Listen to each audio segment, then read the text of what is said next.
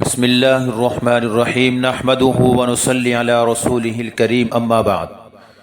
میرے محترم دوستو، آج میں آپ کے لیے چند ایسے خواب بیان کرنے کے لیے حاضر ہوا ہوں کہ ایسے چند خوبصورت خواب جن کو نظر آئیں اللہ تعالیٰ ان کو گویا کہ عمر دراز عطا فرمائیں گے۔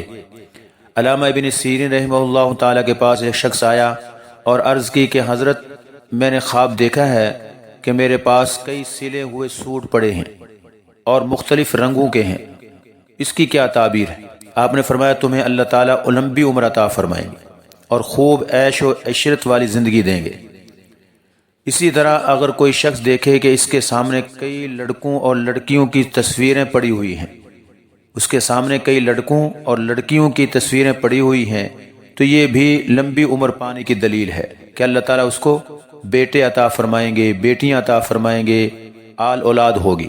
اسی طرح فرمایا اگر کوئی شخص خواب میں بکری کی سری کھاتے ہوئے دیکھے، خواب میں بکری کی سری کھاتے ہوئے دیکھے تو یہ بھی درازی عمر کی نشانی ہے کہ اللہ تعالیٰ اس کو لمبی عمر عطا فرمائیں گے اور وسیع روزی عطا فرمائیں گے۔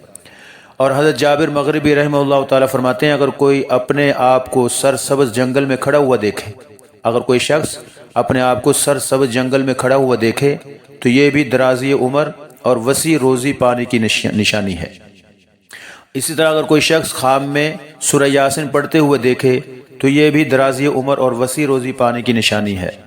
اور اگر کوئی زندہ آدمی کو مرا ہوا دیکھے، اگر کوئی زندہ آدمی کو مرا ہوا دیکھے تو یہ اس کے لیے درازی عمر کی نشانی ہے، یعنی جس کو مرا ہوا اس نے دیکھا ہے زندہ آدمی کو، اس کی لمبی عمر ہوگی۔